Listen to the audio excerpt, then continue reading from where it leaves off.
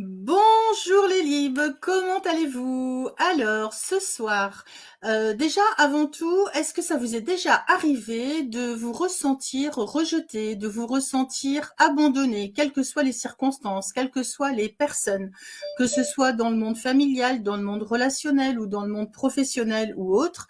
Est-ce que ça vous est déjà arrivé de réactiver vos blessures de rejet et d'abandon, si tant soit peu ce soit vos blessures d'enfance? Mais généralement, j'ai envie de dire, tout le monde y passe.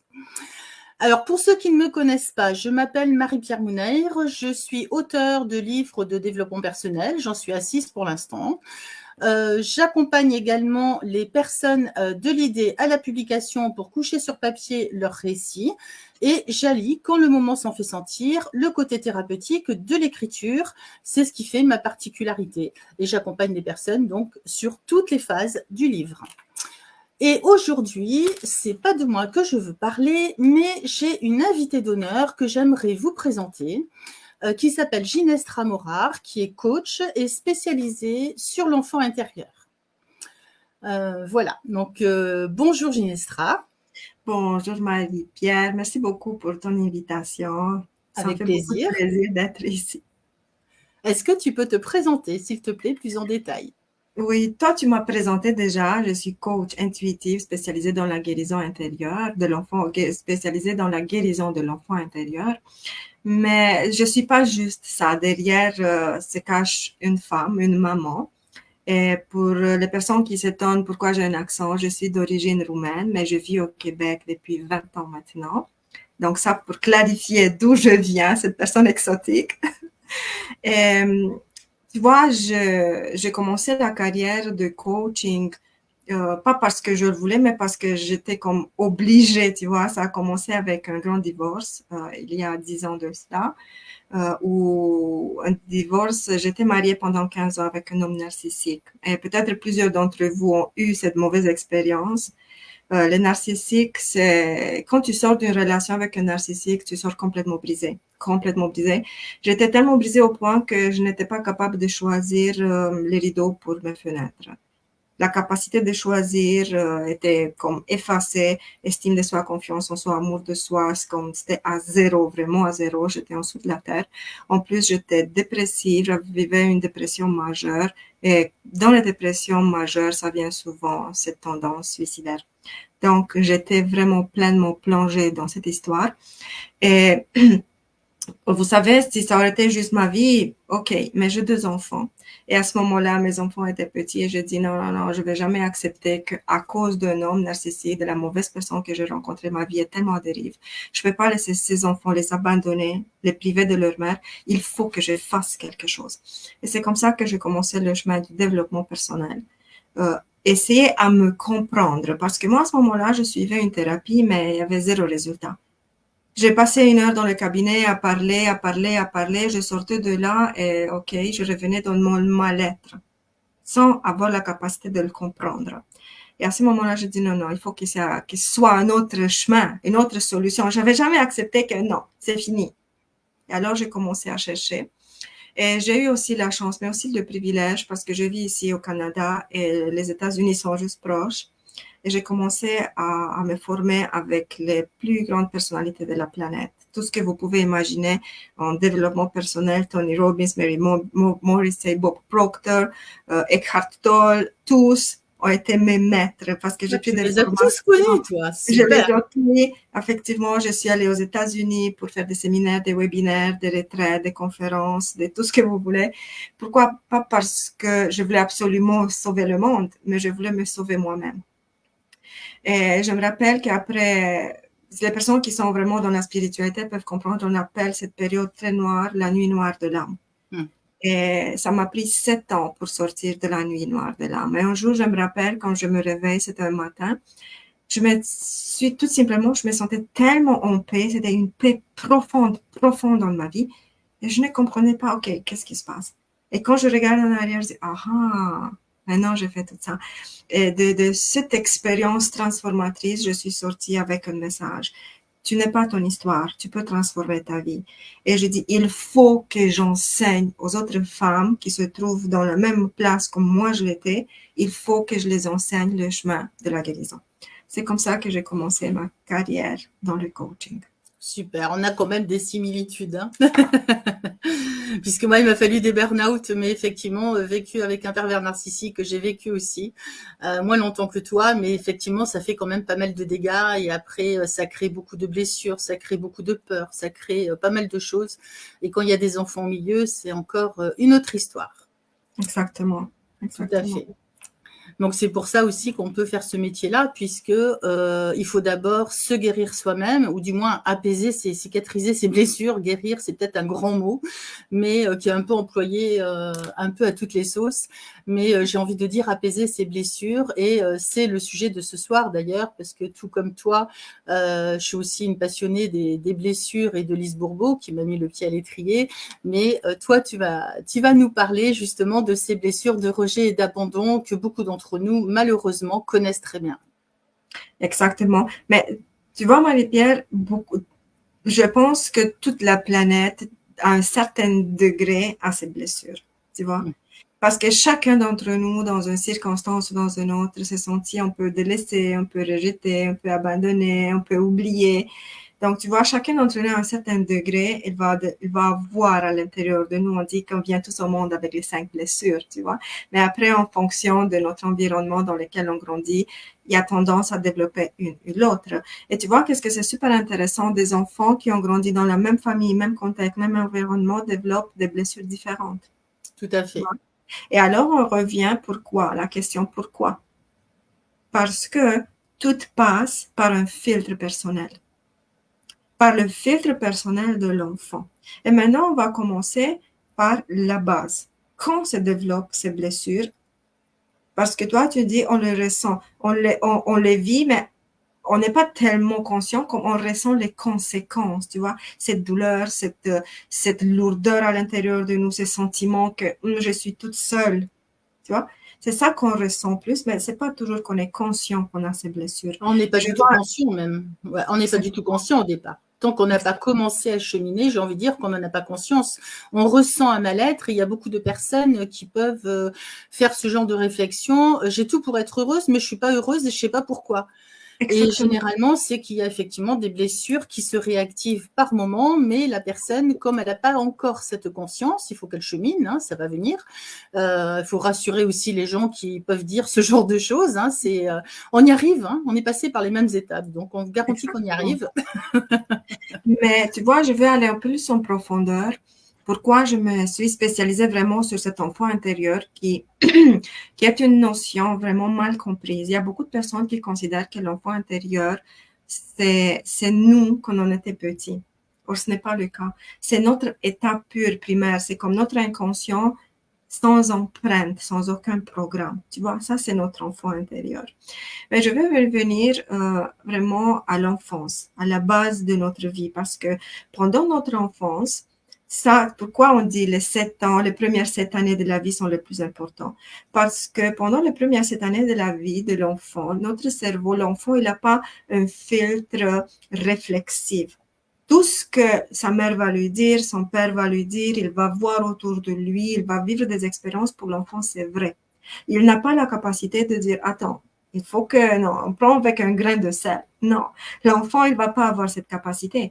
Et alors, s'il va vivre dans une famille où il va souvent sentir que sa mère n'est pas présente émotionnelle pour lui, ou encore pire, les parents vont aller verbalement, tu lui dis, tu m'énerves, tu n'as pas ta place, tu as gâché ma vie, tu as détruit ma vie, je ne voulais pas de toi. Alors, imagine à quel point cette blessure va se développer, tu Bien vois. sûr. Et l'enfant, quand sa mère le regarde, dit, laisse-moi tranquille, tu as gâché ma vie. L'enfant, il a 5 ans. Pour lui, ça, oh, j'ai gâché la vie de ma mère. Tu vois, ça reste vraiment dans son inconscient. Dans son inconscient, c'est comme une grosse trace qui reste, un gros modèle. Parce que tout ce qui vient de l'extérieur va se transformer dans des modèles de comportement. Et ce modèle de comportement ne se développe pas juste pour une fois. Une fois, ta mère était fâchée, elle t'a dit ça. C'est consolide par une répétition. Donc, ta mère va souvent le dire la même chose, ou même si elle ne le dit pas, elle va te faire sentir que tu n'as pas ta place, que tu la déranges, qu'elle n'a jamais du temps pour toi. Et alors, tu te fais petit, tu te mets dans un coin, tu te renfermes. Et comme ça, on commence à développer ces blessures du rejet et de l'abandon que vont se stocker dans notre inconscient comme des modèles de comportement. Et maintenant, imagine que pendant ton enfance, tu as eu cette enfance dysfonctionnelle. Et quand je dis dysfonctionnelle, ce n'est pas absolument abusif, mais dysfonctionnelle au point où tu n'as pas pu, comme enfant, t'épanouir émotionnellement, ok? Et tu vis à l'intérieur de toi avec tout ce monde. Ils veulent pas de moi, ils ne m'aiment pas, je suis... Mais tu sais, Marie-Pierre, il y a une question super intéressante. Quand l'enfant va sentir qu'il est rejeté ou abandonné, ou les parents vont lui dire clairement, je voulais pas de toi, l'enfant, il va pas accuser le parent. Tout de suite, il va tourner un regard négatif sur lui pour lui dire, c'est moi qui ai un problème. C'est moi le fautif dans l'histoire. Donc, si ma mère ne veut pas de moi, si ma mère me rejette, j'ai un problème. Je Tout suis à fait. mauvais, je suis défectueux, je ne suis pas digne d'amour. Et ça, c'est des cicatrices qui restent, ça, c'est des programmes dans notre inconscient qui se consolident. Et tu te promènes dans le monde avec ce regard négatif sur toi. Et chaque fois qu'une personne veut te rapprocher, dis non, non, non, non, non, parce qu'après elle va me rejeter. Non, non, non, parce qu'après elle va me blesser. Et c'est comme ça qu'on construit cette carapace à l'intérieur de nous. Tout à fait, avec toutes les croyances qu'on va accumuler aussi. Et plus on va faire que cette croyance, elle est de plus en plus vraie, et plus on va attirer aussi des circonstances qui vont valider cette croyance et l'amplifier encore plus. Et bien sûr, il y a des peurs qui vont se rajouter aussi derrière. Il y a des choses qu'on ne va pas oser faire. Il y a beaucoup de culpabilité aussi Oui. qui peut se manifester. Et voilà, ça fait des dégâts dans plein, plein de domaines. Oui, effectivement. Et tu vois, qu'est-ce que je vois avec mes clients, c'est paradoxal, parce que c'est ça le mécanisme il n'est pas connu, il n'est pas compris. Quand toi, développes ce type de blessure, comme je dis, à différents degrés, ok? Tu restes, quand ton enfant intérieur, il est blessé, émotionnellement parlant, tu restes à l'âge de 4-5 ans, maximum 6 ans. Et alors, bien entendu, mentalement, physiquement, tu deviens adulte. Mais émotionnellement, tu restes un enfant. Et quand émotionnellement, tu restes un enfant, tu agis dans le monde à partir de tes émotions d'enfant. Et si quelqu'un te fait sentir que tu n'as pas ta place, tout de suite, ta blessure s'active, tu vois? C'est ça. Tout Et à la fait. réaction part tout de suite parce qu'elle est déjà conditionnée. Parce qu'on a été plein de fois rejeté, parce qu'on a plein de fois répété le même modèle. Alors, notre comportement va partir tout de suite. Et qu'est-ce qui se passe? Quand nous, on est blessé, on tombe tout de suite dans le cerveau reptilien, qui ça, c'est le premier cerveau de l'enfant. Et dans le cerveau reptilien, on a seulement deux réactions. Soit je t'attaque, c'est pour ça les personnes super blessées, mais qui sont super agressives, elles vont dire toutes sortes de conneries, elles vont insulter, elles vont faire des crises, elles vont lancer des affaires.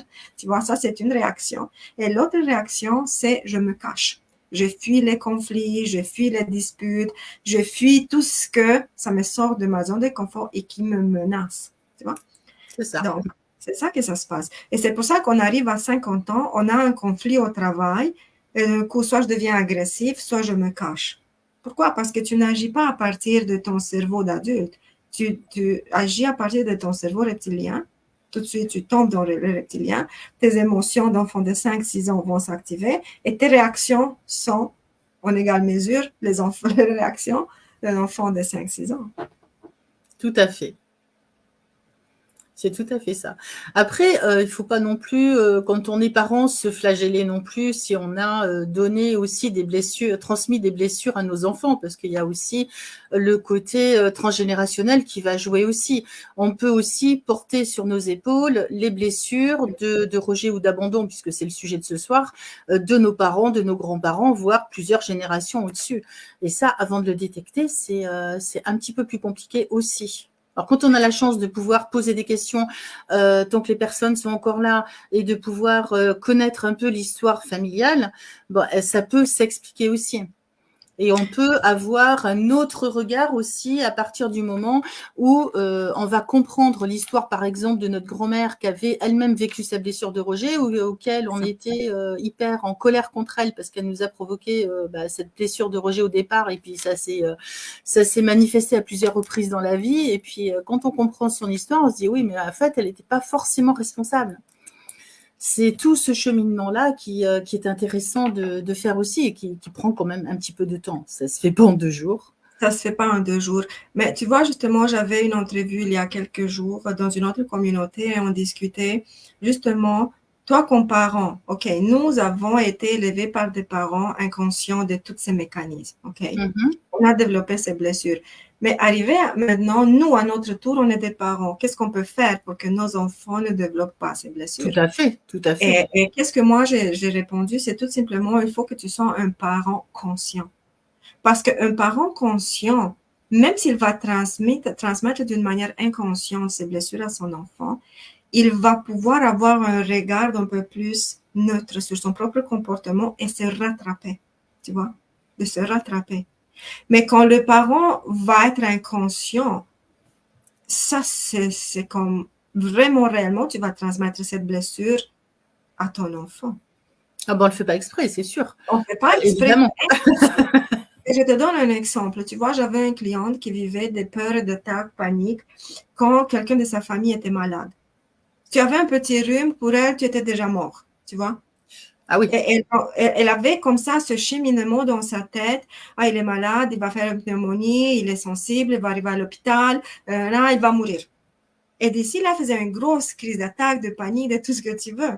Et ça, bah c'était oui. sa réaction pour toute personne qui tombait malade dans son environnement. Et quand on a décortiqué, on est allé vraiment à la racine de son problème, on a identifié que c'était même pas son propre comportement, sa propre réaction, c'était un comportement hérité de sa mère. Parce que c'est sa mère qui avait cette habitude de paniquer pour tout et tout le monde était déjà mort devant elle. Alors l'enfant a été le seul modèle qu'il a vu dans sa vie Et oui. par rapport à ce type de situation. Et arrivé adulte, quand son enfant a commencé à devenir malade, peu importe, inconsciemment, son modèle est sorti agir. Mm. Elle n'était même pas consciente, elle était juste fâchée contre elle. Elle dit, je réalise que c'est pas normal, qu'est-ce que j'ai fait. Je réalise, mais je ne peux pas m'empêcher. C'est comme à l'intérieur de moi, il y a deux personnes qui se bataillent en permanence. Et en effet, c'est ça que ça se passe. Parce que quand notre enfant intérieur est blessé, on a ces conditionnements. L'adulte mentalement est adulte, mais émotionnel, c'est un enfant. Mm. Mentalement, tu veux plein de choses, mais l'enfant va jamais te laisser. Et alors, tu es tiraillé entre qu'est-ce que l'adulte veut et qu'est-ce que l'enfant ne te laisse pas. Tu vois? C'est ça que ça se passe. Et c'est ça que tu comprends pas. Mais pourquoi je veux, mais je n'arrive pas. Ou je commence des projets, ou j'abandonne. Ou je me lance et après je recule. Parce qu'il y a toujours ce tiraillement entre l'adulte et l'enfant, l'adulte et l'enfant. C'est ça. C'est cette fameuse dualité dont on parle beaucoup et en spiritualité, on parle d'unité, bah, c'est-à-dire de trouver l'équilibre entre ces deux facettes, ces deux différentes parties de nous, parce qu'on n'a pas qu'une partie, on en a plein. Hein. Et c'est d'équilibrer tout ça. Et c'est vrai que c'est pas le plus simple. Est-ce que tu aurais des conseils à donner aux jeunes parents, par exemple, dans l'éducation de leurs enfants pour, alors, éviter à 100% les blessures, c'est pas gagné, mais au moins limiter les dégâts, j'ai envie de dire. Oui. Et la chose numéro un qu'un parent doit vraiment faire auprès de son enfant, c'est l'apprendre les émotions. Tu vois, les enfants passent aux premières années, une année au complète, même 2 ans pour apprendre les lettres. Il y a quelqu'un qui va lui montrer comment les écrire, comment les prononcer, comment les mettre ensemble. C'est un apprentissage. Tu vois? Or, la même chose doit se passer avec les émotions. Pourquoi? Parce que l'enfant, il va ressentir les émotions, mais il va pas savoir c'est quoi exactement cette émotion. Par exemple, un enfant, il va avoir un jouet. Quelqu'un va venir prendre son jouet, surtout dans le terrible 2. L'enfant va vivre de la frustration. Mhm. Il ne sait pas que ça, c'est de la frustration, ou il va avoir des crises de colère, il va pas savoir que c'est de la colère, ou il va être euphorique, il va être super content parce qu'il a un gâteau, il a un bonbon, il ne sait pas. Alors, le parent doit venir comme un miroir et lui dire, ah, maintenant tu es en colère. Ok, je comprends. Tu as le droit d'être en colère, tu vois. Je comprends, tu es frustré. Et comme ça, l'enfant va apprendre les émotions ou, oh, tu es joyeux, tu vois. Et toutes les émotions doivent être apprises et reflétées par le parent parce que l'enfant aussi, euh, il va les refouler si d'autant plus le parent va invalider ses propres émotions. Si le parent dit, arrête de pleurer, tu es grand, pourquoi tu pleures pour ça? Ou c'est assez, tu m'énerves, arrête tes crises. Tu vois? L'enfant, quand il fait une crise, quand il pleure, il fait un signal qu'il veut quelque chose de toi. Peut-être qu'il veut de l'attention, peut-être qu'il est malade, peut-être qu'il est fatigué, peut-être qu'il veut. Alors, ces réactions émotionnelles, c'est sa manière de communiquer avec l'adulte. Or, si l'adulte va lui rejeter toutes ses émotions, l'enfant ne va jamais savoir qu'est-ce qui se passe avec lui. Il va commencer doucement. En plus, si le parent va l'admonester, il va le punir. Va dans ta chambre, tu sors de là. Quand tu finis ta crise, tu vas sortir, tu vois. L'enfant va être puni pour ses propres émotions. Alors, l'enfant va dire, OK, émotion, qu'est-ce qui se passe à l'intérieur de moi? C'est pas bon. Je reçois des punitions pour ça. Et oui. Et oui. Alors, il va se couper de ses propres émotions parce que je vois un grand phénomène chez mes clientes. Quand elle vient la première fois en consultation, je dis, comment tu te sens? Elle dit, je sais pas. Je sens juste que je me sens mal ou je me sens bien. Et entre mal et bien, il n'y a rien d'autre. Alors imagine, nous sommes capables de ressentir 1000 émotions. L'être humain, il est capable de ressentir 1000 émotions, pas des émotions état pur, mais comme des ramifications. La joie, tristesse, colère, on a appris des ramifications. Et toutes mises ensemble, on arrive à 1000. Tu peux imaginer de 1000 jusqu'à je me sens bien, je me sens mal. Pourquoi? Parce que toute leur enfance, ils n'ont pas, tu sais, comme surtout dans les personnes qui sont maintenant 50 ans, 60 ans, tu vois, des parents vraiment dans le style traditionnel, rigide, figé, ils parlaient eux-mêmes jamais des émotions. L'enfant, il n'avait jamais le droit d'exprimer ses émotions. On ne savait pas c'est quoi les émotions, mais les émotions sont toujours là. Alors, un parent qui veut vraiment éviter ça, en premier, il doit apprendre les enfants exprimer ses émotions, reconnaître ses émotions et discuter, apprendre la communication active. Pourquoi tu te sens? Qu'est-ce qui s'est passé? Et l'enfant, tu dois développer la confiance avec ton enfant. Quand l'enfant va vivre le sentiment de rejet, ok? Parce qu'il va le vivre d'une manière ou d'une autre. Ah oui, forcément. Il va le vivre, même si toi, comme parent, tu ne veux pas lui imposer cette expérience. Alors, tu dis, maman, je sens que tu m'as abandonné, je sens tellement rejeté, pourquoi tu réagis comme ça? Tu vois? Si ce lien de confiance est créé entre les parents et les enfants, l'enfant va pouvoir vraiment exprimer qu'est-ce qu'il ressent. Et toi, comme parent, tu vas voir, OK, c'est son filtre personnel, c'est pas que ça s'est passé réellement, et tu peux le rassurer. Tu peux le ramener vers une autre compréhension de qu'est-ce qui se passe à l'intérieur de lui. Et si, par exemple, tu prends un adulte, une jeune maman ou un jeune papa, peu importe, qui est lui-même ou elle-même coupé de ses émotions, comment est-ce qu'on peut amener ce parent justement à identifier ses blessures de rejet et l'amener à oser regarder et oser accepter ses émotions? Quelle serait la démarche selon toi pour arriver à lui ouvrir les yeux, si j'ai envie de dire, sur ses émotions, justement, sur oser? Exactement. La première étape dans ce processus est tout simplement l'observation. Observe-toi. Observe-toi et prends un carnet. Moi, je travaille beaucoup avec, parce que dès que tu gardes dans ta tête, tu vas oublier le mental. Avec l'écriture, oui. Et tu écris, tu es la spécialiste dans l'écriture, tu vois. Tu prends une feuille, tu prends un carnet ou sur ton téléphone dans les notes, avec toute cette technologie, on a plein de moyens et observe-toi. Tu vas au travail et d'un coup, quelqu'un dit quelque chose et tu te sens rejeté. OK, je me sens rejeté parce que cette personne a dit ça, ça, ça, ça, ça. Ne réagis pas. Observe-toi. Et observe-toi sur une semaine. Et tu vas voir à quelle fréquence ces émotions de rejet, d'abandon vont revenir. Parce que où ça va t'amener l'observation? L'observation va t'amener à sortir de la mentalité de victime. On se dit, c'est eux les coupables, c'est eux qui me rejettent, c'est eux les méchants. Tu vas dire, oh, OK, il y a un problème avec moi. Parce que 5 personnes différentes, dans des contextes différents, m'ont donné la même émotion, le même sentiment, que je suis rejetée, que je ne suis pas à ma place, que je ne suis pas accueillie, que je ne suis pas bienvenue. Tu vois? Bah oui, c'est Et à l'enfant ce blessé moment-là, qui attire, bien sûr, qui attire ces circonstances et les personnes. exactement. Et la première étape, c'est tout simplement l'observation parce que tu dois observer ton propre comportement, tu dois observer tes propres réactions et à force de t'observer, tu vas observer un pattern, tu vas observer un modèle de comportement répétitif, c'est ça le schéma répétitif. Et dès que tu as détecté le schéma, tout de suite, tu vas sortir de la victime et tu vas dire non, non, non, non, non, c'est pas eux les méchants, c'est moi. Et oui. Pourquoi? Parce que tout ce qui se passe à l'intérieur de notre monde intérieur se reflète parfaitement dans le monde extérieur. Et si toi, à l'intérieur, tu te sens petit, tu te sens insignifiant, tu sens que tu as ta place, tu sens que tout le monde te rejette, que tu ne mérites pas de l'amour, ben, c'est ce type de situation que tu vas attirer en permanence, en permanence, en Tout à permanence. fait, tout à fait. Donc, il faut que tu deviennes consciente. C'est pas eux les méchants, victimes. Pourquoi moi? Pourquoi moi?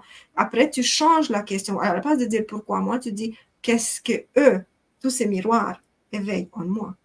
Et oui, c'est l'effet miroir qui revient, bien sûr. Exactement. Parce que Ça, tout ce qu'on vit, en fait, c'est une partie de nous à l'intérieur qui est blessée et qui mérite d'être libérée. Exactement.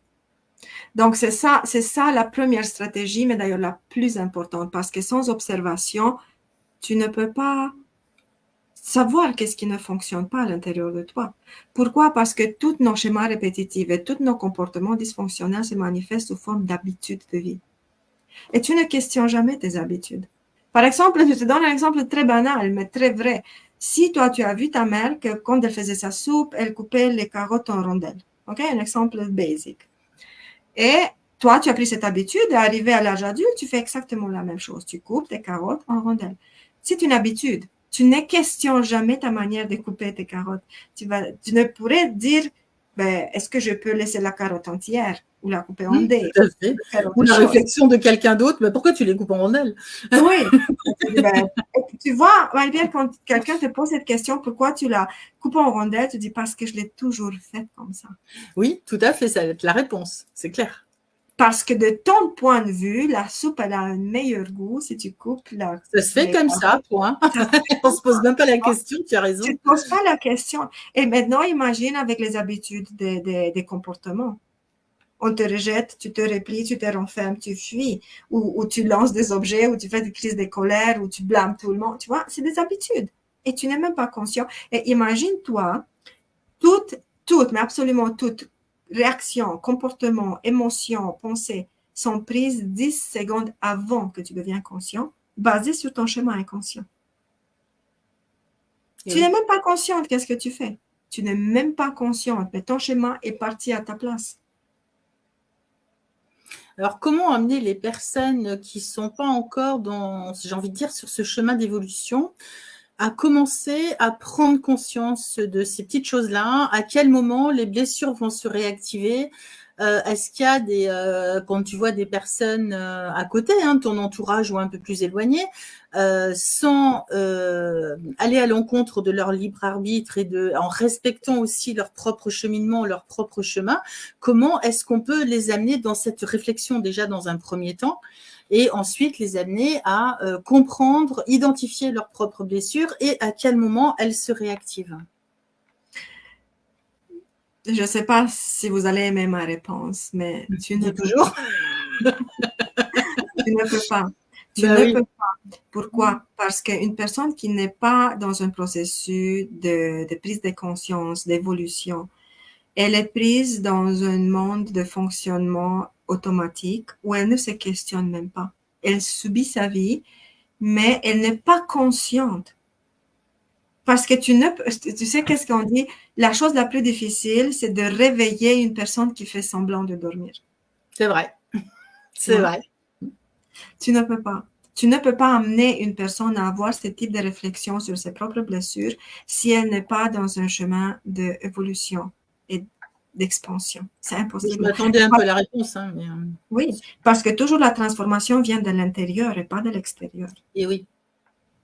Moi, je dis, croyez-moi, moi, je travaille intensément sur tout, avec dans mes programmes, sur toutes les reprogrammations mentales, sur tous ces schémas, tout, on travaille avec mes clients. C'est un long processus, 6 mois. Mais toujours quand elle vient, par exemple, intégrer un programme, je lui pose des questions.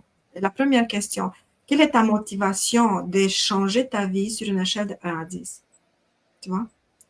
Et elle me dit 8, 9. Je dis, oui, c'est bien, mais moi, j'ai besoin de 12, 13.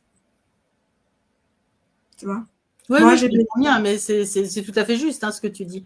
On ne peut pas aller à l'encontre et obliger les personnes à faire les choses, on est bien d'accord. Tu ne peux pas. Et pourquoi, Marie-Pierre? Parce que tu sais qu'est-ce qui se passe? Nous sommes programmés comme des robots, ok? Nous sommes programmés à faire tout d'une manière automatique. Si tu penses, tu vas faire ta soupe de carottes sans même pas réfléchir qu'est-ce que tu fais. Tu vas conduire au travail sans réfléchir au trafic. Et on est génial. Imagine, nous, on traverse du trafic, on pourrait avoir des accidents, tuer quelqu'un sur les piétons.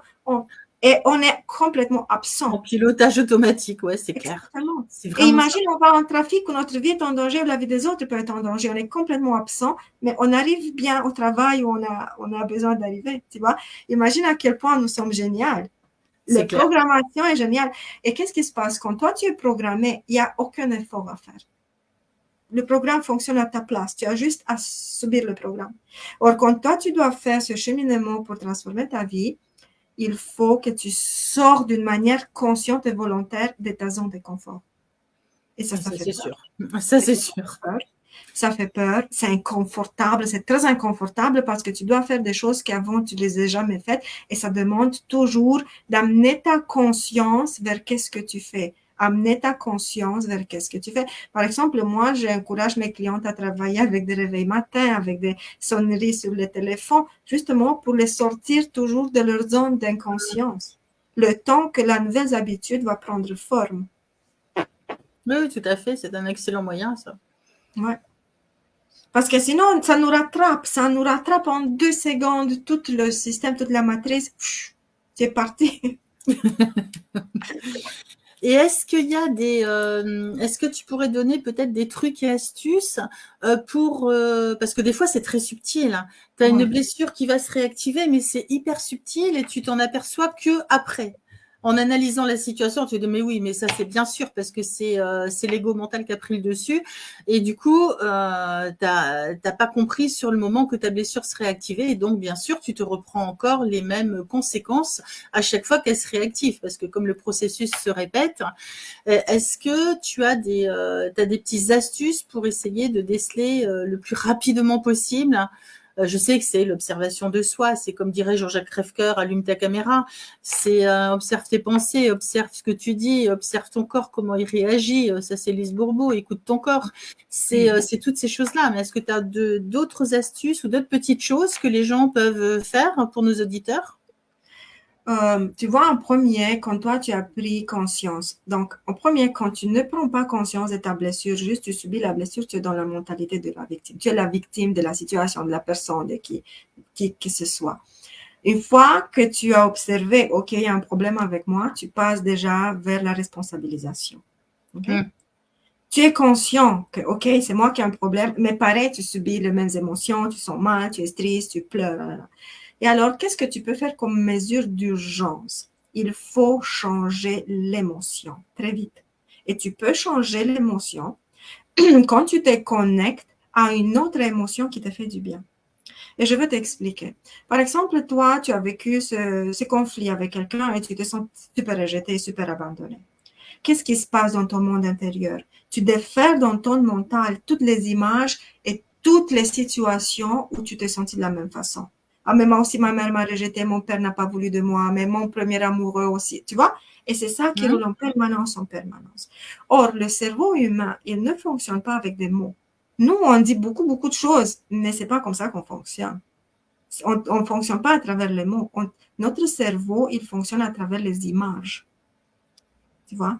Et alors, quand toi, tu es dans ta cuisine en train de faire à la manger et tu pleures parce que tu te sens rejeté, et tu te rappelles toute la suite des événements où tu as vécu du rejet, tu n'es plus dans ta cuisine, mentalement, émotionnellement, tu es quelque part ailleurs. Mmh. Et quand toi, tu te vois avec les yeux de ton esprit, tu te vois dans cette situation, tu actives et tu redoubles toutes les émotions négatives à l'intérieur de toi, tu vois. Et alors, tu dois avoir cette petite prise de conscience. Oh, attends, je me sens comme ça, mais je ne suis plus dans ma cuisine. Je suis, il y a 20 ans en arrière, dans la cuisine de ma mère. Tu vois? Mmh. Et à ce moment-là, tu vas activer ton corps parce que l'émotion change. Tu peux changer l'émotion à travers ton corps. Et moi, je dis tout de suite, connecte-toi à un beau souvenir, à quelque chose qui t'a fait vraiment du bien. Vraiment Mmh. du bien. Et rappelle-toi cette situation. Quand tu te rappelles cette situation, c'est comme dans une bibliothèque, tu vas sortir cette image. Il va venir dans ton mental. Le mental, tout de suite, va s'activer pour mettre en synchronicité l'image avec l'émotion. Tu ne peux pas penser à de belles choses et te sentir mal, ou penser à des mauvaises choses et te sentir bien. Il faut que ça soit une synchronicité entre qu'est-ce que tu penses et comment tu te sens. Bien sûr. Et à ce moment-là, tu vas sortir cette image de tes archives et tu vas la répéter, et tu vas te rappeler les sensations et les couleurs, et les odeurs et les émotions. Et doucement, doucement, le corps va suivre parce que le mental va passer ce message. C'est une belle image. Les émotions sont ouais, tout à fait. Tout à fait. Reconnecte-toi à ton émotion.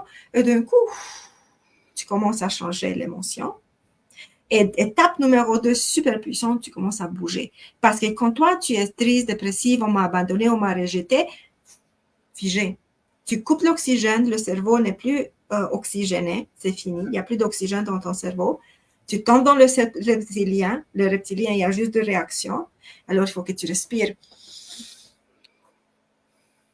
Et je te dis, étonnant, les gens ne savent pas respirer. C'est fou, mais les gens, moi, dans mes coachings, je fais des exercices de respiration. J'enseigne les gens comment respirer correctement.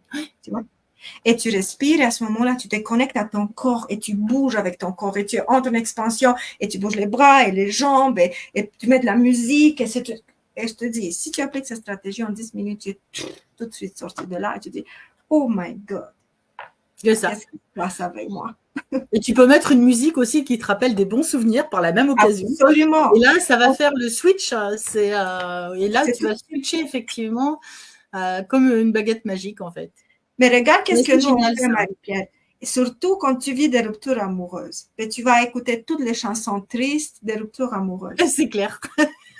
Et tu te mets dans ta chambre et tu pleures et la chanson dit oh comme elle m'a abandonnée, comme je l'aimais, je ne sentais plus ça. Et tu dis oh my God, j'ai vécu tout ça, tu vois. Tu ne fais que renforcer ta propre punition et ta propre souffrance à travers la musique. Tout à fait. Ouais, mais si tu mets une musique gaie sur laquelle t'as dansé peut-être à un mariage ou je sais pas, où t'as vécu un moment super joyeux, super chouette, et ben à ce moment-là, ça va te ramener de la joie, quoi. Tu vas passer de la tristesse à la joie, et c'est vrai qu'on très rapidement, parce que l'enfant, lui, il va piquer sa crise, il va pleurer, il va peut-être se rouler par terre, mais 5 minutes après, il va commencer à jouer puis à rigoler, parce qu'il aura switché tout de suite. Exactement, c'est ça. Et je te dis, tu vois, Marie-Pierre, nous sommes construits par naissance d'être joyeux. L'enfant, il est joyeux. Quand tu dis, sois comme un enfant, tu vois. Ouais, l'enfant, il est joyeux, il est insouciant. Maintenant, il pleure, il tombe, il se fait mal. 2 minutes plus tard, il rit, il a tout oublié, tu vois. C'est ça. Mais nous, on reste longtemps dans des états négatifs et toutes les fantômes. C'est tous les conditionnements, l'éducation, l'école, le boulot, enfin c'est tous les conditionnements sociaux qui nous amènent à ça, où l'humain, il est surtout les émotions, on oublie quoi. C'est productivité, c'est voilà, c'est aller go go go, on y va, et puis l'être humain et son bien-être, ça passe un peu à côté. Donc c'est tout un chamboulement de société à revoir. Mais bon, plus il y aura de gens qui vont œuvrer sur eux, je préfère le mot que travailler, le mot œuvrer pour faire la meilleure version d'eux-mêmes, et plus notre monde va aller dans le bon sens en fait. Au lieu d'aller vers le bas, on va recommencer à remonter. Donc ça, c'est l'objectif. Quelqu'un dans les commentaires dit excellent, merci, j'adore ça, me parle tant bien. Merci à vous pour les commentaires. Et si je peux me permettre, Marie-Pierre, si vous avez des questions, n'hésitez pas à me poser les questions. Oui, n'hésitez pas, bien sûr. N'hésitez pas à poser les questions en commentaire, je les vois et je vais vous répondre avec beaucoup de plaisir. Et d'ailleurs, aujourd'hui, je ne suis pas venue sans surprise, j'ai un beau cadeau pour vous. On va dévoiler tantôt mon cadeau pour les participants et pour les personnes qui vont regarder l'enregistrement par la suite. Ah justement, parfaite introduction, Ginestra, on y va. C'est quoi ton cadeau? J'aime bien les cadeaux. Les cadeaux, c'est justement un beau défi de 5 jours sur l'enfant intérieur. Super, ça marche comment? C'est un défi, donc pendant du 26 au 30 juillet, je veux être en direct, vraiment en direct sur Facebook et YouTube en même temps. Je vais faire un streaming en même temps. Et je vais passer chaque jour 4 heures en direct avec les personnes qui sont présente. On va avoir, je veux l'admission générale et aussi l'admission VIP pour les personnes qui veulent vraiment aller plus proche avec moi sur Zoom, poser leurs questions directement. Et chaque jour, on va parler d'un sujet relié. C'est comme une sorte de carte de route. A, B, C, D, E, F, G. Et chaque jour, je veux expliquer un point dans ce parcours pour effectivement arriver à une guérison. Parce que tu vois, tu me disais au début de notre entrevue qu'on arrive à une amélioration ou un apaisement de nos souffrances. Moi, je dis de mon point de vue que tu arrives à une guérison complète, mais complète. Et comment ça se passe, cette guérison complète? Et c'est ici le gros piège que personne parle, tu vois. Il y a tellement de personnes, quand les personnes viennent me voir, j'ai tout essayé. Thérapie, médium, reiki, tibétain, hypnose, donc tout ce que tu peux imaginer, ils ont tout essayé, ça ne marche pas. Pourquoi ça ne marche pas? Parce qu'ils essaient de guérir quelque chose dont c'est comme tu as une vase, tu l'as brisée et tu mets les morceaux ensemble, tu vois. Elle sera plus jamais la même. Elle sera plus jamais la même. Tu essaies de réparer quelque chose sur quelque chose qui est déjà super brisé. Ça veut dire que tu essaies de guérir dans un corps, dans une personnalité qui est déjà programmée à ne pas fonctionner. Et pour mieux comprendre, imaginez qu'il y a un train, ok? Un train qui a une locomotive qui est construite pour tirer 10 wagons. Ça, elle est construite. Les gens, pour raison économique, elles veulent rajouter 3 wagons de plus. Qu'est-ce qu'ils vont faire à la locomotive? Ils vont ajouter une pièce de plus pour qu'elle ait plus de force pour tirer les 3 wagons de plus. Alors, qu'est-ce qui va se passer avec cette pièce si elle ne fait pas partie de la locomotive de sa construction? Elle va sauter tout le temps. Et la locomotive toujours va se briser. Tu vois? Ils vont la réparer, elle va marcher encore, elle va se briser. Alors, quelle est la solution? La solution, tu l'enlèves et tu la replaces avec une qui est construite pour tirer 15 wagons, pas juste 13. Alors il n'y aura plus de problème. Je donne toujours cette métaphore pour comprendre que tout le travail qu'on le fait, si on le fait sur les anciens programmes qui se cachent dans notre inconscient, la transformation, il n'y en a pas de transformation, il y a juste des améliorations et d'un état de bien-être temporaire. Parce que dès que les circonstances extérieures se présentent, tout s'allume à l'intérieur de toi. Alors, la solution pour effectivement arriver à une guérison totale, complète, une transformation définitive, c'est de passer vers une nouvelle personnalité. Et c'est ici le piège parce que beaucoup de personnes disent, mais moi j'aime mes personnalités, pourquoi je devrais changer? C'est pas que tu dois devenir une autre, ça veut dire que tu dois enlever tout ce qu'il y a de trop. Tous les programmes qui ne t'appartiennent pas. Tout ce que ta mère t'a dit, ton père t'a dit, l'école t'a dit. Parce que, tu sais, Marie-Pierre, et je pense que toi aussi, tout le monde a cette petite voix dans sa tête qui lui dit toutes sortes de bêtises. Ah oui, oui. Eh bien, cette voix, écoutez bien, cette voix, ce n'est pas ta voix. Même si c'est toi qui la nourris dans ta tête, ce n'est pas ta voix. C'est une voix collective. Et dans cette voix collective, c'est cristallisé la voix de ta mère, de ton père, de ta grand-mère, de ton ex, de ton enseignant, de tout le monde qui a dit quelque chose de mal sur toi. Et l'enfant, comme il n'a pas de filtre, il a dit, mais si les adultes ont dit que je ne suis pas bonne, que je ne suis pas capable, que je ne suis là, ça veut dire que c'est vrai. Tu vois? Tout à fait. Et toutes ces voix, tu les cristallises dans une seule voix et tu répètes, et tu répètes, et tu répètes. Et plus tu répètes, tu consolides. Ça devient intense, ça devient fort. Et tu crois. C'est ça. C'est ça que ça se passe. Donc, c'est ça que je vais faire pendant ce défi de 5 jours. Je vais prendre tous les jours un morceau de tout ce grand engrenage. Et on va désamorcer, mais je te dis, mon défi, c'est hyperactif, c'est beaucoup d'énergie, beaucoup d'amour, beaucoup de partage. On va être 500 personnes réunies ensemble. C'est beaucoup d'énergie. On va sauter, danser, parce que moi, j'aime vraiment bouger l'énergie à l'intérieur de nous, partager tout ça. Donc, ça Tu va nous l'as être... joué à Tony Robbins, ça? Oui, oui, oui. Mais je te dis une chose, justement, ça se voit que mes enseignants ont mis l'empreinte sur moi.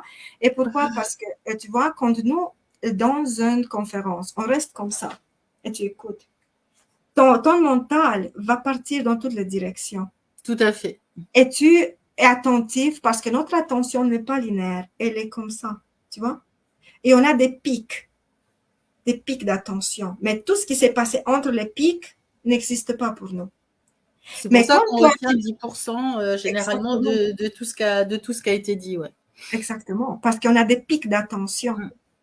Et quand toi, tu bouges ton corps, la tension se régularise, plus les pics sont pas tellement hauts, tu vois, et tu retiens 50% de ce qui est présenté devant toi. Donc, c'est ça que ça se passe. Et c'est pour ça, je ne sais pas si je peux mettre le lien, mais je veux Oui, bien t'envoyer. sûr. Je ne peux pas moi-même mettre le lien, je te l'envoie à Ah, toi. alors envoie-le par Messenger et je vais le Oui, il rajouter. est par Messenger, je te l'ai envoyé le lien. Donc, les personnes qui Ah, veulent ok. s'inscrire, c'est complètement gratuit, vraiment, c'est complètement gratuit et ça me fait tellement plaisir de vous accueillir et de répondre à vos questions. Et vraiment, parce que tu sais, qu'est-ce qui se passe, Marie-Pierre? J'ai animé plusieurs fois ce défi. Pendant ces 5, 6 jours qu'on va passer ensemble, tellement de temps Non, je peux ensemble, pas. il y a, est-ce que tu vois dans ton Messenger? Je peux pas le mettre dans le Messenger. Oui, je l'ai récupéré, mais là, je peux pas le copier. Pourquoi je peux pas le Euh, copier? Tu peux pas le copier? Bon, c'est pas grave, on le mettra sous la vidéo. Oui, en dessous de la vidéo, dans les commentaires, tu vas Dans mettre les les liens. commentaires, je le mettrai parce que là, je peux pas. Exactement. Donc, Je pense que c'est oh, lié merci. à la plateforme. Je vois des personnes qui sont déjà inscrites. Merci pour ce beau partage. Je me retrouve tellement. J'ai hâte de le commencer. Je sais. Ah, merci, merci. C'est magnifique. On va bien s'amuser ensemble. Et je vous dis, pendant ces 5 jours, ça se crée des liens fous, de fous. Des femmes qui se sont jamais rencontrées, mais elles peuvent s'identifier l'une dans l'autre. On dit, ouais, wow, on dirait que tu es ma jumelle. On dirait que tu vis ma vie. Tu vois? Parce que juste les personnes qui sont sur ce chemin de cheminement, d'expansion, elles vont chercher ce type de challenge, ce type d'apprentissage. Donc, absolument, tu t'ouvres dans ta plus grande vulnérabilité. Et c'est vraiment une expérience transformatrice. J'ai eu un challenge que j'ai fait il y a quelques mois, une cliente à moi qui maintenant est ma cliente, travaille avec moi. Elle était à l'hôpital. Elle était hospitalisée depuis 9 mois dans un hôpital psychiatrique pour dépression majeure, tentative de suicide, consommation de tout ce que tu veux, tu vois. Et elle ne faisait aucun progrès, aucun progrès. Elle arrivait devant son psychiatre et elle restait comme ça pendant 1 heure, elle ne parlait pas. Et je ne sais pas comment elle a vu mon défi. Elle a commencé à le faire. Elle a commencé à sauter, à pleurer dans son lit de l'hôpital. Et Waouh. 2 jours plus tard, après avoir commencé, 2 jours pas tard, elle arrive devant le cabinet de son psychiatre et commence à déballer tout son paquet. Le psychiatre dit, my God, mais qu'est-ce qui se passe avec toi? Du coup, pendant 9 mois, elle n'avait pas du tout parlé. Du coup, elle dit, mais non, je comprends, qu'est-ce qui m'arrive, je comprends si, je comprends ça. Elle n'arrêtait pas de, elle avait comme un ballon qui se dégonfle tout d'un coup. Elle a eu le Mais le déclic psychiatre et dit, à mais partir du qu'est-ce moment où qui on a le s'est déclic, passé? voilà, c'est ça. Exactement. On dit, mais qu'est-ce qui s'est passé avec toi? Tu dis, ah, mais je suivis un défi des instants. Elle dit, ah, montre-moi, qui est cette personne? Qu'est-ce qu'elle fait? Mais maintenant, elle est ma cliente. Elle a commencé le programme avec moi pendant elle était toujours à l'hôpital. Et 1 mois plus tard, elle est sortie de l'hôpital. Tu vois, elle est Waouh, sortie. Elle a magnifique, retourné chez elle et maintenant, elle est en pleine expansion. Et elle veut faire un changement de carrière. C'est gros. C'est un gros changement. Tu vois, génial, vraiment. Et ça, génial. c'est juste un exemple parmi tellement, tellement, parce que ça fait quand même 7 ans que je travaille. J'ai des centaines. J'ai dans ma base des clients à peu près 5000 clients qui ont travaillé avec moi, tu vois. Donc, d'innombrables histoires de transformation, justement parce qu'on reprogramme tous ces conditionnements. Tous ces programmes inconscients malveillants, on les efface et on les remplace. Bien sûr. Et c'est Il y ça en a la une clé, qui a c'est mis ça le le lien. secret. Pardon, excusez-moi, il y en a une qui a mis le lien dans le chat. Ah, génial, Alors, il merci. n'y a Vous pas les avez noms, je ne sais pas pourquoi. J'avais mis un petit message normalement pour que les gens acceptent de mettre leur nom, mais bon, je n'ai pas tout compris. Hein. Je découvre StreamYard, hein, désolée. c'est pas grave, c'est pas grave. Merci pour avoir mis le lien, merci, c'est super gentil. Moi, j'y arrivais pas. Ça ne marche pas. Super. Donc, ton défi démarre mercredi prochain. Oui, mercredi Donc, à 19h du soir en France. ok. Donc, ça fait 13 heures au Québec, c'est ça? Ça va faire 13 heures au Québec, oui. Donc, Ok. préparez-vous, trouvez des emplacements très calmes parce que vous devez sauter, danser, pleurer, rire, prendre des consciences de plein de choses. Et après ces 5 jours, dis waouh, tu ne pourrais plus jamais. C'est juste 5 jours, croyez-moi, et je n'exagère pas. J'ai tellement, tellement de témoignages. 5 jours. Mais après ces 5 jours, tu as un regard complètement différent sur ta propre vie. Complètement. Je vous dis, pendant ce défi, il y a des personnes qui ont abandonné leur mari abusif des personnes qui ont démissionné, des personnes qui se sont mis ensemble avec des partenaires qui n'avaient pas le courage depuis tellement d'années. Pendant ces 5 jours, en fait, des choses qu'ils n'ont jamais osé les faire avant. Oui, parce qu'il y a la libération qui se produit, donc forcément, on peut aller à son authenticité. L'objectif, c'est ça, en fait. C'est de revenir à son authenticité, puis de réparer l'enfant blessé à l'intérieur. Exactement, et c'est hallucinant, c'est hallucinant. Et tu sais, Marie-Pierre, qu'est-ce que je trouve tellement, tellement triste? Tout ce que moi j'enseigne, c'est quelque chose qui devrait être enseigné à l'école primaire. Depuis qu'on met nos pieds à l'école, ça devrait être enseigné. Les émotions, nos réactions, pourquoi ci, pourquoi ça, tu vois? C'est des connaissances primaires. Et tu sais, moi, quand j'ai fondé mon Académie Quantus, pour enseigner tout ça, c'était une grande révolte parce que, tu vois, j'ai suivi des études, maîtrise, mais je me suis réveillée en plein divorce dépressif, suicidaire et je n'avais aucune solution. Mm-hmm. Et je n'avais aucune idée qu'est-ce qui se passe avec moi. Et j'avais passé 30 ans à l'école. Comme quoi. Moi, j'ai vécu aussi ce genre de choses. La nuit noire de l'âme, je l'ai vécu aussi. Et c'est long à s'en remettre après. Donc, si on peut faire des raccourcis pour les personnes, eh ben, ça sera cool. Oui, il y a des raccourcis. Et croyez-moi, il te faut juste, il ne faut pas des années. Mon programme le plus long, c'est 6 mois. En 6 mois, à la fin de 6 mois, tu es une autre personne, complètement une autre personne. Toujours, je pose cette question. Tu vois, les personnes qui travaillent avec moi à la fin du programme, je dis, est-ce que tu te rappelles comment tu étais avant de commencer? Et étonnamment, les personnes disent, non, c'est comme un vague souvenir. Tu vois? Parce qu'elles ont les autres, c'est leur entourage qui va leur dire, mais dis donc, qu'est-ce que tu as changé? Regarde, waouh, tu oses faire ça maintenant, alors qu'avant, c'était même pas la peine. Exactement. Ça, exactement. Cette transformation, c'est génial. C'est génial. Il y a des femmes qui n'osaient jamais s'affirmer, des femmes qui n'osaient jamais confronter leurs parents, des femmes qui étaient dans la dépendance affective, dans l'archétype du sauveur, dans tout ce que tu peux imaginer. D'un coup, elles prennent conscience de leurs propres valeurs. Elles commencent à s'affirmer. Attends, la vie peut être vécue différemment. C'est ça. La vie est belle finalement. La vie est belle finalement, exactement. Il ne faut pas subir sa vie. Tout à fait. Parce que la vie, c'est un cadeau. Ce n'est pas quelque chose que tu dois subir.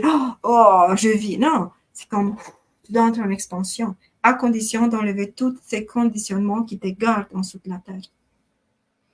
C'est ça. Il y a 20 ans, tu m'aurais dit ça, je t'aurais dit, mais non, n'importe quoi. Je te comprends. Tu vois, je te comprends tellement et tu as tellement raison. Parce que moi, j'étais en pleine dépendance affective, mais toute ma vie, moi, je viens d'un archétype de l'enfant invisible. Ça veut dire que toute ma vie, je me sentais invisible, que je n'existe pas, que j'ai pas de valeur. J'ai jamais la place. Tu vois, tout ce système, tout était en moi. Et avec ça, ça vient l'archétype du sauveur. Tu veux sauver tout le monde, surtout dans les relations amoureuses. Tu veux sauver l'homme. Tu vois, ces bêtises. Et j'étais aussi dépendante affective. Moi, je restais avec mon ex-mari narcissique pendant 15 ans parce que, tu sais, on se chicanait. Il était tellement abusif avec moi. Et 5 minutes plus tard, même pas 10 minutes, c'est moi qui étais à genoux devant lui, dit, prends-moi dans les bras. Tu vois? J'avais besoin de ce petite attention qu'il me donnait. J'étais à un top j'étais VIP, dépendance affective, c'était moi, tu vois. Et j'avais aucune idée que je suis en dépendance affective. Je n'avais aucune idée pourquoi mes réactions étaient comme ça, pourquoi j'avais tellement besoin quand même. Je ne savais pas pourquoi. Et donc, et même si ton entourage, t'avais ton entourage qui te mettait en garde peut-être de cette dépendance affective ou qui te faisait remarquer, ou personne? Personne. Je te dis quelque chose. Tu vois, moi, comme je te dis, je suis originaire de Roumanie. Et on a déménagé au Canada. J'étais toute jeune, j'avais 27 ans quand je déménageais. Et ici, tu sais, dans l'immigration, on a un peu de difficulté à te faire des amis. Et de l'autre côté, je ne sais pas si vous avez vécu cette expérience, mais les narcissiques, pour te dominer, pour te contrôler, ils vont couper tout ton cercle d'amis. Oui, je sais. Tu n'as pas des amis. Tu n'as personne autour de toi. Donc, je me suis réveillée. Je n'avais aucun, en plus, c'était toujours cette menace, ne parle pas de ce qui se passe dans notre famille. Et oui, c'est ça. J'avais toujours cette menace. Même à ma mère, quand j'ai parlé avec ma mère, il était à côté de moi, après le téléphone, pour écouter ce que je dis à ma mère. Tu vois? Même à ma mère, je ne pouvais pas lui dire à quel point je vivais comme tous les types d'abus que vous pouvez imaginer, c'est tout que je les ai vécus. Physique, financier, moral, émotionnel, intellectuel. toutes, je les ai vécues pendant 15 ans. Et je ne pouvais pas dire même à ma mère, parce qu'il me menaçait tout le temps. Ne parle pas, ne parle pas, ne parle pas. Je n'avais pas le droit de sortir, je n'avais pas le droit d'avoir des amis, tu vois. Alors qu'il y avait personne pour, et plus que quand je vivais ça il y a 20 ans, 25 ans, le monde n'était pas tellement éveillé comme aujourd'hui. Oui, Tu c'est vois. sûr, c'est sûr. Et quand moi, j'ai commencé mon activité, j'ai lancé un groupe, Les Empathes Éveillés, qui d'ailleurs, maintenant, là, je sais pas, 17 000 membres, je sais pas combien. J'étais la première, ça n'existait presque pas, ces personnes qui parlaient de ça. Donc, pour ça, je te dis, à ce moment-là, personne ne pouvait, maintenant, oui, tu vois, mais à ce moment-là, personne ne savait même pas c'est quoi la dépendance affective. D'accord, ok. Heureusement, maintenant, tout ça s'est mis en lumière de Ouais. plus en plus. Il y a de plus en plus de personnes, de masques qui tombent, hein, sans jeu de mots. Mais voilà, c'est pour les personnes qui nous écoutent et qui pourraient avoir dans leur entourage des personnes qui vivent ce genre de choses, voilà, c'est peut-être de leur tendre la main, d'essayer de leur ouvrir les yeux. Mais comme tu disais tout à l'heure, on ne peut pas le faire à leur place. Et si elles ne veulent pas, ben, on peut malheureusement on peut rien faire. Oui. Mais à travers des témoignages, à travers des vidéos, à travers ce qu'on fait là, c'est peut-être un moyen aussi de faire circuler l'information et puis de les aider de façon un peu détournée. Mais je te dis quelque chose de super intéressant, Marie-Pierre. Même ça n'aide pas du tout. Le temps que tu ne reçois pas à l'intérieur de toi l'appel de guérir. Tout le monde, je peux venir, moi, coach, je peux venir dormir dans le même lit que toi et te rappeler toutes les 2 minutes que tu es en dépendance affective. Tu vas pas m'écouter. C'est vrai. Il faut C'est que vrai. ça soit cette. Moi, je te dis, les personnes qui travaillent, c'est très triste, qu'est-ce que je dis, mais c'est tellement vrai. Les Non, gens, mais je le sais. tu vois, les gens ne vont faire absolument rien pour transformer leur vie, pour sortir de tout ce cycle, le temps qu'ils peuvent encore souffrir. Le temps que tu peux encore souffrir, tu ne vas faire absolument rien. Pas voir un psychologue, un psychiatre ou prendre un programme de coaching ou faire quelque chose. Tu vois? Parce que je l'ai vécu. J'ai pleuré Ouais, à moi, ma je l'ai mère. vécu aussi, hein, je suis d'accord avec toi, c'est vrai. Tu vois, j'ai pleuré à ma mère. Et je disais, ma mère me disait, pourquoi tu restes? Et toi, tu sais, qu'est-ce que je répondais? Parce que je peux encore souffrir. Ah, tu lui répondais ça? Ouais, Ok. parce que je peux encore souffrir. C'est triste. Et je te dis, les clientes qui travaillent avec moi sont presque toutes dans cette situation. J'avais, il y a, je ne sais pas combien de temps, une cliente qui me contacte, elle voulait travailler avec moi, elle me dit, Genestra, j'ai 2 alternatives. Soit elles vont me trouver morte dans mon appartement, soit je commence un travail avec toi. D'accord. Tu vois? Ok. Donc, c'est ça. Quand, le temps, pourquoi? Parce que c'est tellement inconfortable. C'est tellement inconfortable, ce n'est pas facile le travail sur soi. Ah non, c'est sûr. C'est sûr. On sort de notre zone de confort qui est pas même si elle n'est pas confortable, mais on en sort quand même. Et Exactement. il faut aller oser regarder ce qu'on voulait surtout pas voir. Oui. Donc effectivement, c'est très inconfortable. C'est très inconfortable. Mais étonnamment, sont ces femmes qui disent, Genestra, j'ai comme juste 2 choix, sont des femmes qui transforment leur vie radicalement. Pourquoi? Parce que juste la pensée de revenir dans cet état suicidaire, C'est pour elles, ça. c'est pas inconcevable. Tout C'est à trop fait. mal de retourner où j'étais. Alors, ma seule option, c'est d'avancer. C'est Et ça. ça, moi, je dis toujours, tu sais, dans ma communauté, il y a ce mot, même si la terre s'ouvre devant moi, j'avance. Je développais ce type de croyance dans chez mes clientes. Même si la terre s'ouvre devant moi, j'avance. Ça veut dire que peu importe combien de fois j'échec, je doute, je pleure, je tombe, je me lève et je continue, et je continue, et je continue. C'est comme ça. Ah ouais, je connais bien. Les petits mots de la fin, Ginestra? Qu'est-ce que je peux dire? Merci beaucoup pour ton accueil. Je me sens vraiment bien de partager toute cette sagesse, je dis, qui passe à travers moi, de partager avec les autres. Et dans la pas petite façon de contribuer à la lumière de ce monde, tu vois, et à la guérison de ce monde. Alors, merci beaucoup de nous avoir regardés, même pour les personnes qui regardent l'enregistrement. Je vous encourage fortement de vous inscrire à ce défi de 5 jours. Il est complètement gratuit, vous n'allez rien perdre, mais si vous allez beaucoup gagner. Merci beaucoup en tout cas. Vraiment mille merci de ton intervention. Et ben, au plaisir de te réentendre à nouveau. Merci beaucoup. Merci à toutes et j'espère les personnes qui sont inscrites de vous voir dans le challenge. Vous allez m'écrire à Ginestra, je t'ai vu dans la communauté de Marie-Pierre. Comme ça, je veux savoir qui vous êtes parce qu'il y a quand même pas mal de personnes là-bas. Et ça m'a fait beaucoup, beaucoup de plaisir de vous recroiser ici et là. Super. Merci les libres de votre attention, merci de vos réactions, y compris les personnes qui vont regarder en replay, parce qu'effectivement, 19h, il y en a encore qui sont à la plage ou qui partent au resto,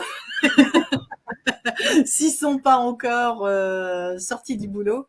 Donc, vous regarderez en replay. Et de toute façon, je vais remettre le lien en dessous, en commentaire en dessous de la vidéo. Belle soirée à tous, bel été et au plaisir Ginestra. Merci pour tous tes conseils. Merci. Bye bye. Bye bye.